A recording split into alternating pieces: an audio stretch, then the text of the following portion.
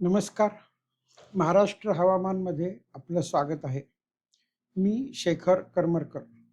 आता रेकॉर्ड करतोय ते 23 जुलै सकाळी रेकॉर्ड करतो आहे.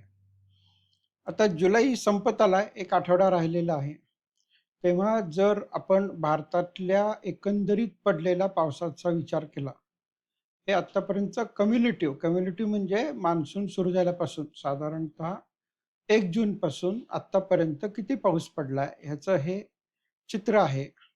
त्याच्यामध्ये आपण बघू शकतो, की पिवळे भाग जिथं अतिशय कमी पाऊस आहे, म्हणजे 50% हून खाली आहे आणि लाल भाग जिथे बऱ्यापैकी म्हणजे 30, 40, 50% खाली आहे. तर असा भाग जवळ-जवळ अर्ध्यापेक्षा जास्त आहे. त्याच्यामध्ये दक्षिणेतला भाग बराचसा दुष्काळी झालेला आहे. महाराष्ट्रात सुद्धा जवळ-जवळ अर्धा भाग मध्ये पाणी अजूनही कमी आहे. पाऊस खूप कमी पडला यावर्षी. उत्तर भारतामध्ये उत्तर प्रदेश आहे, राजस्थान आहे, गुजरात आहे, नॉर्थ ईस्ट आहे. सगळीकडे यावर्षी बराच कमी पाऊस झालाय. त्याच्यामुळे एल निनोची जी भीती वाटत होती ती खरी ठरते असं दिसतंय. आता इथे मी भारताचं एकंदरीत चित्र दाखवतोय. हे 3000 फूट उंचीवर असलेले मान्सूनचे वारे आहेत. ज्याची तीव्रता इथे प्रचंड वाढलेली आहे. म्हणजे 100 किलोमीटर पर आवरच्या पेक्षा जास्त वाढलेलं आहे. सोमालियाहून येणारं वारं आणि भारतामध्ये येईपर्यंत सुद्धा त्याची तीव्रता व्यवस्थित आहे आणि विशेषतः जिथे ते सुरत ते मुंबई या पट्ट्यामध्ये धडकतंय तो भाग आणि महाराष्ट्रासाठी म्हटलं तर हा म्हणजे एम-पी बॉर्डर आणि महाराष्ट्र ह्याच्या बाजूचा भाग, जे छत्तीसगड, एम-पीच्या बाजूचा. तर तिथे वाऱ्याची तीव्रता, मोसमी वारं, त्याच्याबरोबर येणारा पाऊस हे अजूनही व्यवस्थित आहे. परंतु त्याच वेळी दक्षिण महाराष्ट्रामध्ये वारं कमी झालेलं आहे त्या मानाने आणि तिथे पाऊससुद्धा कमी झालेला आहे. सध्या वाऱ्याचा वेग जर आपण बघितला, तर कालच्या सारखीच परिस्थिती आहे, की साधारणतः इथून हा मोठा पट्टा मुंबईपर्यंत म्हणजे मुंबई ते सुरत आणि गुजरात इथे मोठ्या प्रमाणात आहे. नंतर हे वारं इथून हिमालयाला धडकून वरती हिमालयाच्याच बाजूनी पाकिस्तानपर्यंत जातंय. म्हणजे ही स्थिती साधारणतः कालच्यासारखीच आहे. परंतु आता ह्याच्यापुढे काय होईल, की ह्या पट्ट्यामध्ये जे वारं आहे, त्याची तीव्रता कमी होत जाईल आणि तिथला पाऊस हळू कमी होत जाईल. थांबणार नाहीये. पुढचे 5 दिवस तिकडे पाऊस व्यवस्थित आहे. परंतु पुढचे एक 10-15 दिवसाचा विचार केला, तर तिथे पाऊस आणि वारं कमी होत जाणार आहे. आपण जर पावसाचा विचार केला, म्हणजे इथून ते पुढचे 5 दिवस, म्हणजे 23, 24, 25, 26 आणि 27 तर ही साधारणतः ही जी लाईन आहे, ह्याच्या खाली पाऊस एकदम कमी आहे आणि ह्याच्यावरती अजूनही बऱ्यापैकी पाऊस सुरू आहे. म्हणजे दक्षिण भारत जो आहे तिथे पाऊस खूप कमी प्रमाणात आहे आणि त्याच्यामध्ये महाराष्ट्रामधला मराठवाड्याचा भाग आणि पश्चिम महाराष्ट्रातला दुष्काळी भाग येतोय, जे मी कालही बऱ्याच वेळा सांगितलेलं होतं आणि ही अशी सध्या परिस्थिती आहे. आता मी तुम्हाला झूम इन करून डिटेलमध्ये दाखवतो. इथे मुंबईच्या भागात पाऊस व्यवस्थित आहे. 150 मिलीमीटर पुढच्या 5 दिवसात म्हणतंय. मुंबई किनारपट्टी भागात, कोकणात पाऊस मागचे 3, 4, 5 दिवस व्यवस्थित सुरू आहे. सुरत पट्ट्यापासून मुंबईपर्यंत सुद्धा व्यवस्थित पाऊस आहे. फक्त मुंबई आता तुंबलेली नाहीये हीच त्यातल्या त्यात चांगली गोष्ट आहे. कालच्यापेक्षा म्हणजे काल जे मी 5 दिवसाचं सांगितलं होतं, त्याच्यापेक्षा आता हा जो पट्टा आहे वरचा, तिथे पावसाची तीव्रता कमी झालेली आहे. नागपूर भागात वगैरे काल खूप पाऊस होता. तो आता त्या मानाने कमी दिसतोय. म्हणजे काल आपण जेव्हा बघितलं तेव्हा साधारण 150 मिलीमीटर वगैरे ह्या पट्ट्यात होतं. तो पट्टा आता साधारण 50 ते 70 मिलीमीटर रेंजमध्ये आलाय. फक्त गोंदियाच्या भागात. परंतु मग एम-पीमध्ये ॲक्चुअली तिथे जास्त पाऊस आहे आणि खाली विदर्भातच म्हटलं तर यवतमाळ, कारंजा, लाड, अकोला आणि मेहकर या पट्ट्यामध्ये बऱ्यापैकी पाऊस आहे पुढच्या 5 दिवसामध्ये. नंतर जर त्याच्या खालच्या पट्ट्याचा जर आपण विचार केला, मग तिथे मालेगाव, छत्रपती संभाजीनगर, हिंगोली, चंद्रपूर हा जो सगळा भाग आहे, तर तिथे पाऊस आहे, परंतु त्याचं प्रमाण आता कमी होत आलेलं आहे. आणि त्याच्या खाली जर विचार केला, तर ते फारच कमी झालंय. म्हणजे आता इथे अहिल्यानगर, बार्शी, लातूर, तिथून ते कर्नाटकमधला भाग, इथे पण 12, 15, 20 म्हणजे फारसा नाहीये पाऊस हा. आणि त्याच्या खाली जर बघितलं आपण, म्हणजे सोलापूरचा भाग आणि साताऱ्याकडचा दुष्काळी भाग, सांगलीचा दुष्काळी भाग, तर तिथे पाऊस खूपच कमी आहे. त्याच्यामुळे कालच्या सारखीच परिस्थिती आहे साधारणतः, परंतु पावसाचं प्रमाण एकंदरीत कमी झालंय काल जे दाखवलं होतं त्याच्यापेक्षा. त्याच्यामुळे वरती म्हणजे महाराष्ट्र एम-पी बॉर्डरकडे पाऊस आहे, पण त्याचं प्रमाण कमी झालंय.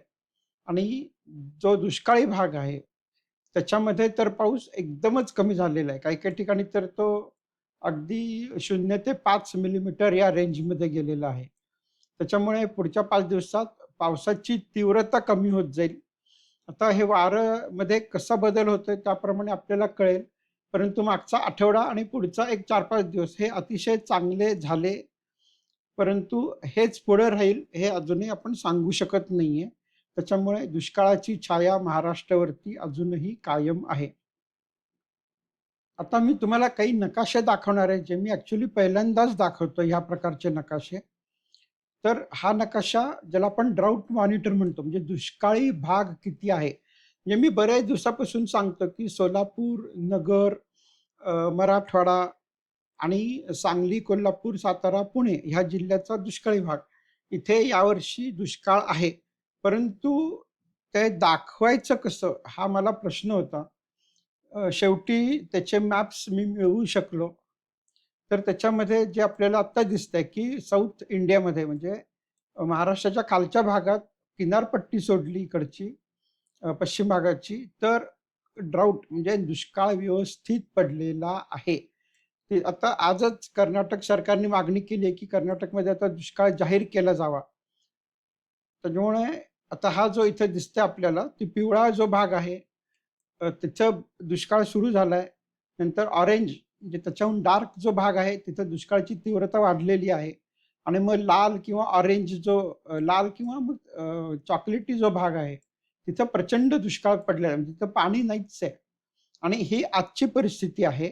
आता मी तुम्हाला आठवड्याभरानंतरची परिस्थिती काय ते दाखवतो. म्हणजे पुन्हा एकदा बघा, ही आजची परिस्थिती आहे, ही आठवड्यानंतरची परिस्थिती आहे.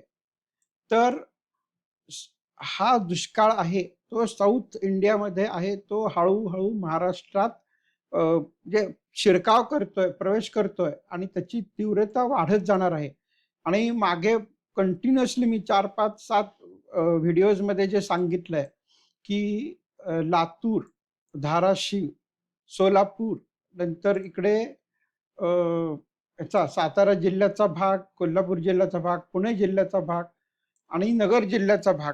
इथं सगळीकडे प्रचंड कोरडं आहे वातावरण आणि इथे दुष्काळ जाहीर करायला काही हरकत नाही. एवढं तिथं सध्या कोरडं झालेलं आहे. जर आपण मॉइश्चर अनॉमली म्हणजे अ, जमिनीमध्ये या वेळेला जी ओल आवश्यक आहे, आवश्यक पाहिजे होती, ती नाहीये. तर तो भाग सुद्धा आपल्या मराठवाडा म्हणजे त्याच भागामध्ये हे जे आहे ते अ, जमिनीत पाणी किती कमी झालंय ते दाखवतंय आणि ते बऱ्यापैकी कमी झालंय इथे. म्हणजे इथे -11 म्हणजे जमिनीतलं पाणी कमी-कमी होत चाललंय. आणि इथे सुद्धा दाखवतंय, की जमिनीतला ओलावा दाखवतंय हे. तर इथे हे ओलावा सुद्धा कमी होत चाललेला आहे. हे अर्थात आठवड्यानंतरचा भाग आहे. जर आपण आजचं बघितलं, तर अजून तो घुसलेला नाहीये महाराष्ट्रामध्ये. साऊथ इंडियामध्ये आहे अजून. परंतु आठवड्याभरानंतर त्याची तीव्रता वाढणार आहे. कारण पाऊस तिथे कमी पडतोय, कमी पडणार आहे येत्या आठवड्यामध्ये. त्याच्यामुळे मी पुन्हा-पुन्हा सांगतोय, की आत्ताचा जो मागचा आठवडाभराचा पाऊस झाला, त्याच्यामध्ये उत्तर महाराष्ट्र हा व्यवस्थित त्याला पाऊस मिळालेला आहे. विदर्भात बऱ्यापैकी पाऊस मिळालेला आहे. परंतु हा जो भाग सध्या मी दाखवतोय, तो पुन्हा एकदा बघा, तर तिथे दुष्काळाची परिस्थिती आहे आणि ती सध्या तरी असं दिसते की वाढत जाणार आहे. त्यामुळे येत्या आठवड्याभरात उत्तर महाराष्ट्रामध्ये व्यवस्थित पाऊस आहे, विदर्भात व्यवस्थित पाऊस आहे आणि घाटमाथा कोकणात सुद्धा व्यवस्थित पाऊस आहे. उर्वरित भाग जो आहे तिथं पाऊस पडेल, परंतु त्याचं प्रमाण कमी आहे आणि आज मुख्य एवढंच सांगायचं आहे की दुष्काळ मराठवाडा आणि महाराष्ट्रामध्ये अ, यायला लागलेला आहे, येताना दिसतो आहे तो आणि त्याची आपण तयारी करणं फार आवश्यक आहे. जसजशी परिस्थिती बदलत जाईल, तसतसं मी सांगत जाईन आणि कमेंट्समध्ये बऱ्याच जणांनी त्यांच्याकडे किती पाऊस पडलाय किंवा त्यांची पिकं कशी आहेत हे लिहिलेलं आहे. ते मी वाचतो. त्याचा मला खूप फायदा देखील होतो. त्याच्यामुळे तुम्ही तुमचं गाव आणि तिथे पावसाची आणि पिकांची आणि जमिनीची काय परिस्थिती आहे, ते लिहीत राहा. त्याच्यामुळे आपल्या सगळ्यांनाच एकमेकांना महाराष्ट्रातली पावसाची परिस्थिती काय आहे त्याचा अंदाज येईल आणि चांगल्या प्रकारे पुढचं प्रिडिक्शन म्हणजे पुढचं काय होणार आहे हे सांगण्यासाठी मला मदत होईल. आता उद्या भेटूया. तोवर धन्यवाद.